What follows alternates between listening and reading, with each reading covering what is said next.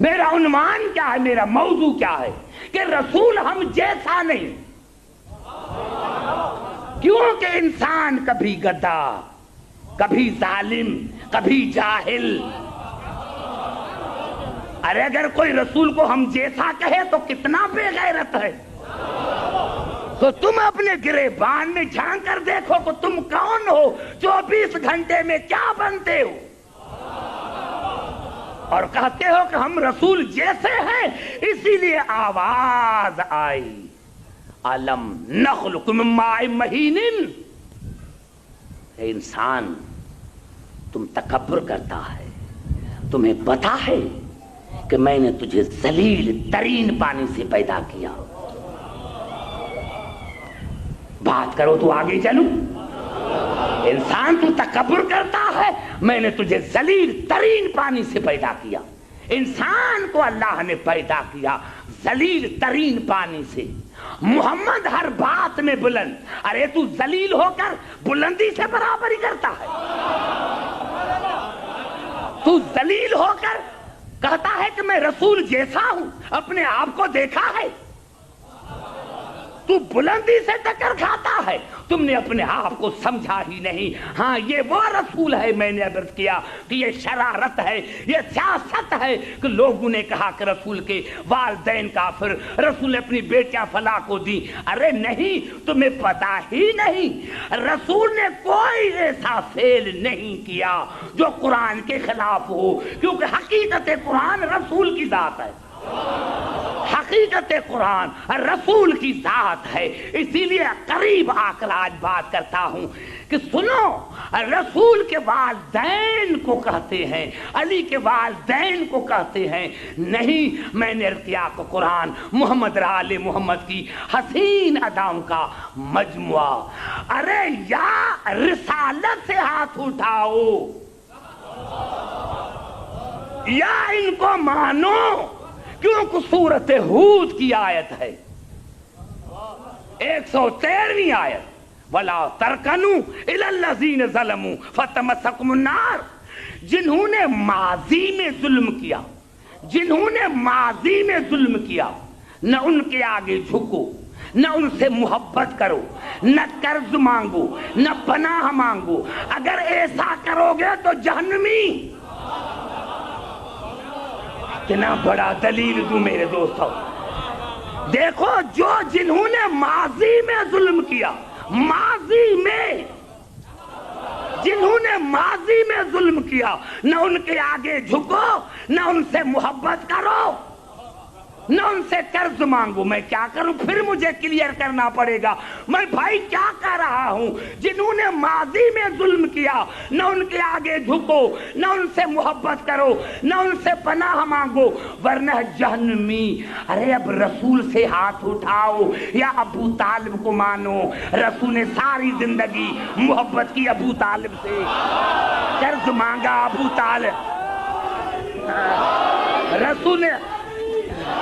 رسول نے ساری زندگی محبت کی ابو طالب سے، قرض مانگا ابو طالب سے، پناہ مانگی ابو طالب سے۔ اللہ نے کہا جو ظالم سے مدد مانگے وہ جہنمی، تو رسول نے ساری زندگی مدد مانگی ابو طالب سے۔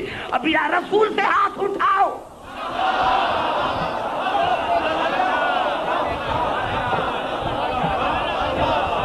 ارے شرم نہیں آتی کہ رسول کو تم گراتے ہو؟ یہ دشمنی، یہ تو آگے چل کر جب میری تقریروں کا نتیجہ ہوگا تو پتہ چلے گا کہ ابو طالب سے دشمنی کیوں ہے۔ لیکن کیا کریں، قرآن کہہ رہا ہے ارے ہمارا رسول جہنمی نہیں ہے۔ جہنمی وہ ہیں جن کا امام جہنمی، جن کا رسول جہنمی۔ ہمارا رسول کے لیے تم کہتے ہو، اگر جناب ابو طالب کے لیے تم یہ کہتے ہو تو اس کا مقصد یہ ہے کہ تم نے رسول رسالت کی توہین کی۔ دوسری آیت پڑھ رہا ہوں، یہ الفاظ ہیں سورۃ المجادلہ کی، لا تجد قوم یؤمنون باللہ والیوم الآخر یوادون من حاد اللہ ورسولہ ولو کانوا آباءہم او ابناءہم او اخوانہم او عشیرتہم۔ میرے حبیب یہ ناممکن ہے، یہ ناممکن ہے کوئی اللہ پر ایمان لے کر آئے اور آخرت پر، اور وہ تمہارے دشمن سے اور میرے دشمن سے دوستی رکھے، یہ ناممکن ہے۔ بھائی ادھر والے بھی بات کرو میرے سے، تمہاری زبانیں بھی ہیں میرے دوستوں۔ اللہ کی آواز آئی، میرے حبیب یہ ناممکن ہے، تم ہرگز نہ دیکھو گے، ہرگز نہ دیکھو گے جس کا اللہ پر اور قیامت پر ایمان ہے وہ تمہارے دشمن سے اور میرے دشمن سے دوستی رکھے۔ وہ دشمن چاہے ان کا باپ ہو، چاہے ان کا بیٹا ہو، چاہے ان کا بھائی ہو، چاہے ان کا رشتہ دار ہو۔ زبان سے بات کرو میرے دوست، یہ بھی بات نہیں سمجھ سکتے تو میں کیا کروں؟ میرے دوستوں، اللہ نے کہا یہ ناممکن ہے کہ اللہ پر بھی ایمان ہو، قیامت پر بھی ایمان ہو، اور کوئی میرے دشمن سے اور تمہارے دشمن سے دوستی رکھے۔ وہ دشمن چاہے ان کا باپ ہو، بیٹا ہو، رشتہ دار ہو، چاہے ان کا رشتہ دار ہو، بھائی ہو۔ اب بتاؤ، جب مومن کے لیے جائز نہیں، مومن کے لیے جائز نہیں کہ اللہ اور رسول کے دشمن سے دوستی رکھے، تو ساری زندگی رسول نے ابو طالب کو بابا کیوں کہا؟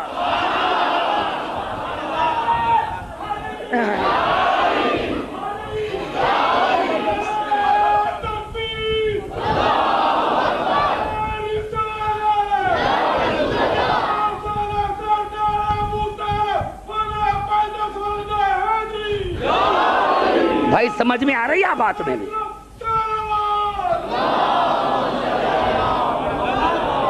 سمجھ میں آ رہی بات آہستہ آہستہ؟ اور ابھی قریب ہو کر بات کرتا ہوں، ابھی قریب ہو کر بات کرتا ہوں۔ یہ الفاظ ہیں سورۃ مائدہ کے، یا ایھا الذین آمنوا لا تتخذوا اليہود والنصارى اولیاء بعضهم اولیاء بعض۔ اے ایمان لانے والے، یہودیوں کو اور نصرانیوں کو دوست مت بناؤ، ان سے مدد مت مانگو۔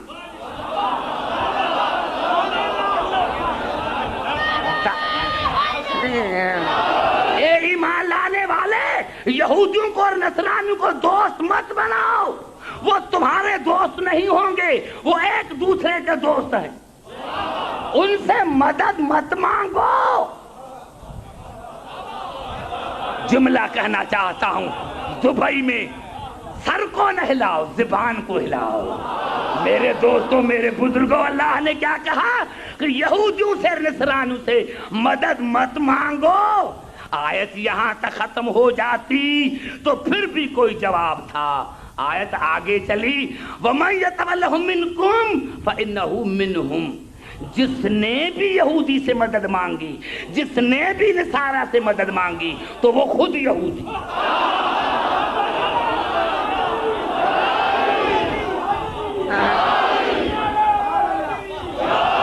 سمجھ میں آ رہی ہے بات میرے دوست؟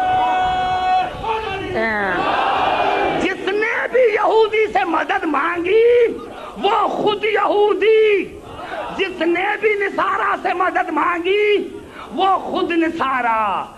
تاریخ اپنے آپ کو دہراتی ہے۔ نعرہ حیدری!